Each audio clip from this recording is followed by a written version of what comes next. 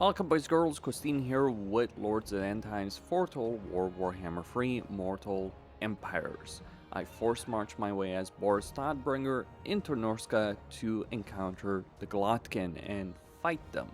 They do have warriors of Nurgle, warriors with halberds, a bunch of flarekin which have the rage ability, vanguard deployment, and mutant rush. So yeah, that's gonna be pretty interesting to tackle. It does seem that Warriors of Chaos are still not necessarily fully utilizing things in terms of the Warband upgrade system, but it's also interesting to see that they have two aspiring champions, they have a Dread mod, they have a giant Spined Chaos Beast. So lots of different units over here, and I have an army mostly made up of Electrocount State Troopers as well as my starring units and some Warriors of Ulrich that I did recruit. So this is going to be an interesting fight. Sure, I know what the auto-resolve tells me. The auto-resolve is not this. So I'm interested in seeing what Glotkin is going to provide in terms of a combat chat. Gonna be tricky all the same because Nurgle is Nurgle, suffice to say. So we are going to be the ones attacking, I guess. We really don't want them to get those reinforcements. Move the steam tank in the front and also get my ranged units into position. These guys are going to serve as flank protection for the artillery. That's their main role. Okay, open fire. And we're going to open fire with everything we got at the Glotkin.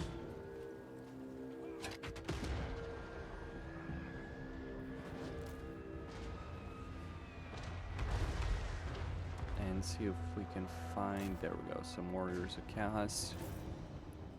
Glotkin is a big boy. He does have 60 armor, pretty decent weapon, pretty high weapon damage, all things considered. Charge reduces charge bonus, melee attack. He has armor, a spell, obviously armor, melee damage, reflection, rancid, visitation, so it causes damage to combatants.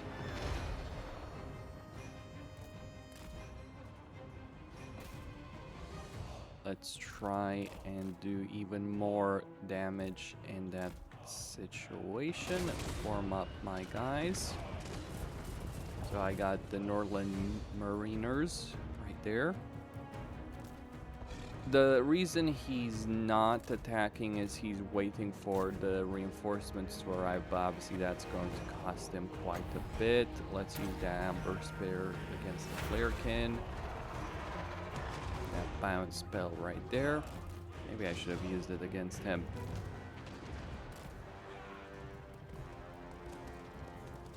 You know, it's kind of hilarious watching someone dual wield a staff basically and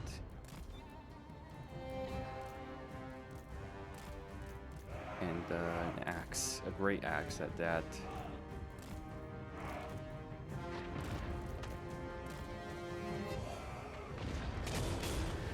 Well, the good news is he's finally moving.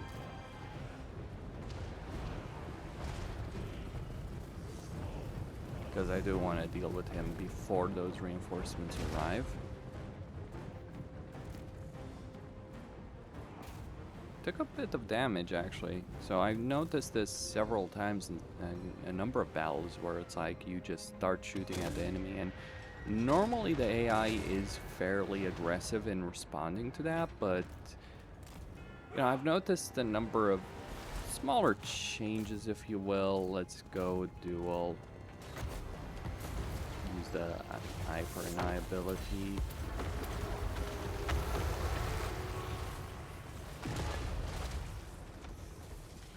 Let's see if we can get Glotkin.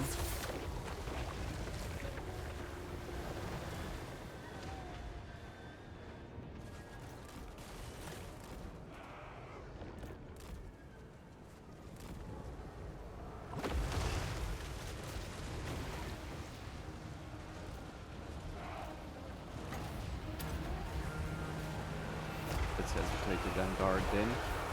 People ask me how I feel about Toyota Guard. I mean, it's kind of hard to really say at this point, I would argue. Because it's obviously an elite unit of infantry that is designed for higher end foes, like, you know, Chosen and Warriors of Chaos. I think they trade well enough against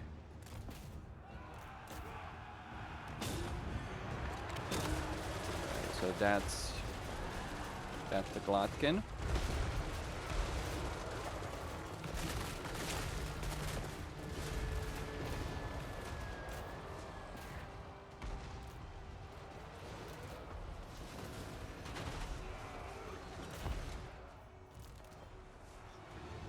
Alright, reform right there. Oh, that's gonna be a problem.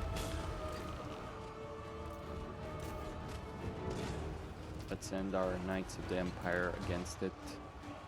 That's a pretty heavily armored guy, so it's gonna be a bit of a problem. Let's flank around. I mean, considering the army I have, this should not be really an issue in terms of battle difficulty. Alright, get the Knights of the White Wolf out of here and send them to receive the Marauder Horsemen.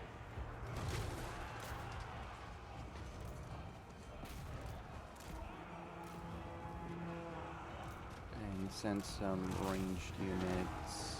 Or rather, yeah, this is what I mean by, you know, Toyota Guard. It's like, it's hard to just to see how effective they are.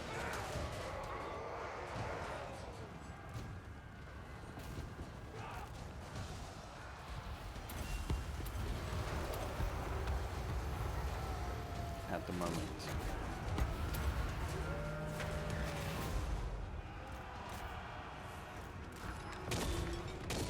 The Spine Beast of Chaos has been driven off. We got some aspiring champions coming in. Let's charge them in with the Warriors of Ulrich.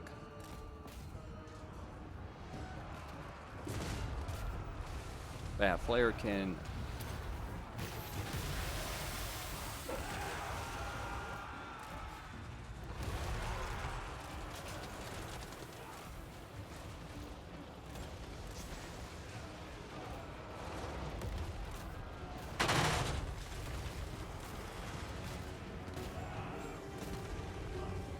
Knights to go after him.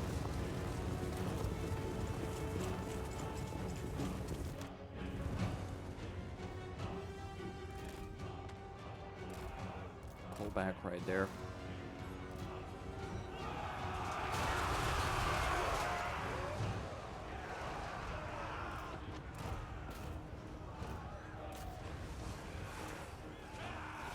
They're, of course, the Toyota Guard are, of course, not designed for that kind of fight. What is he dealing with? Let's send the Eldritch Guard against the aspiring champions looking at Valgeir.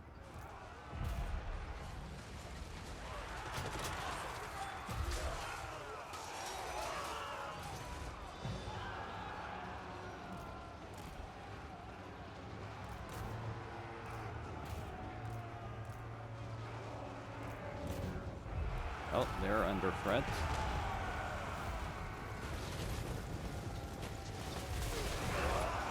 And the battle has been won.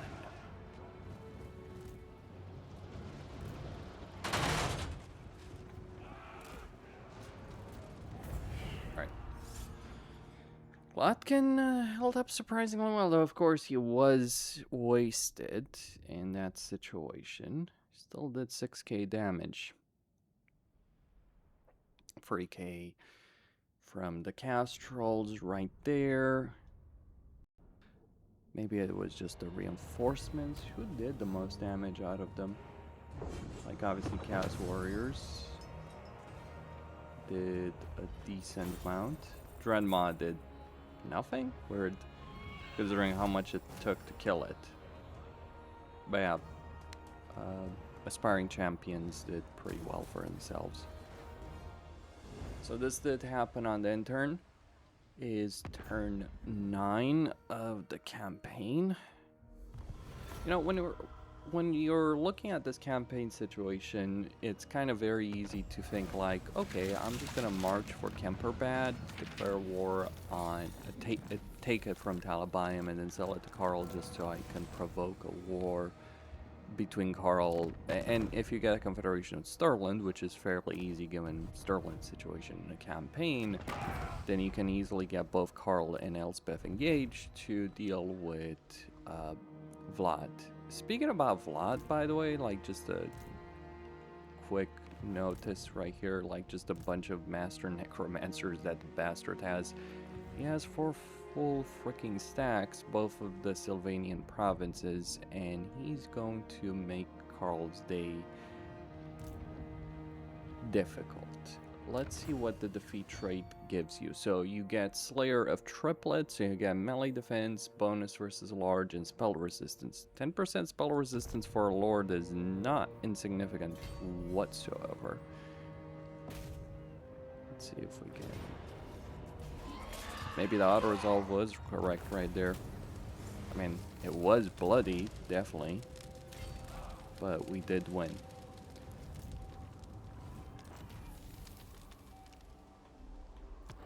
And that situation. We could also replenish the campaign movement range. You know, maybe the effect... Maybe it should... No.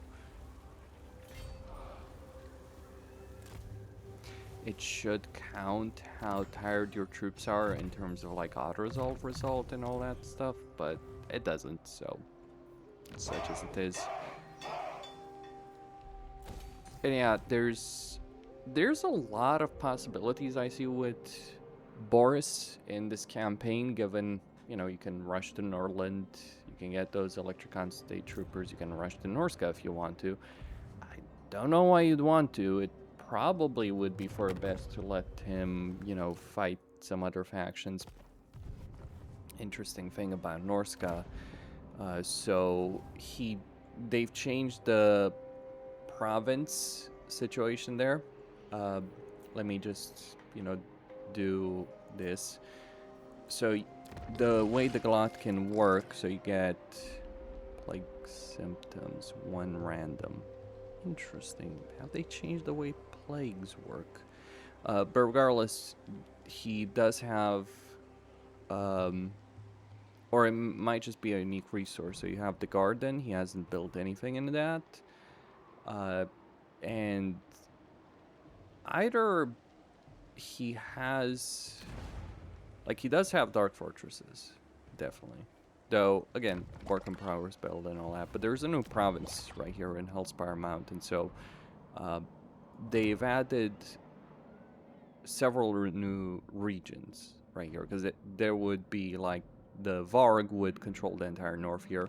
And they would be pretty spread apart. So they've got Hellspire Bay, Serpent Jetty, Monolith in one, Kraken's Cove, Arcamp, and Great Drake's Rest. And weirdly, Ulfric's AI no longer starts a war with the second Norskan faction in the mill. I guess Glotkin starts with that, because he gets a vassal turn 1. And that kind of creates a situation where Wulfric's AI is less of a concern, if you will, in a campaign. Yeah, I'm not gonna take a look at the entire campaign map. Believe me, I'm tempted to just go all the way to see Nagash. I know what's there. I know I've already peeked at this, but that's for later.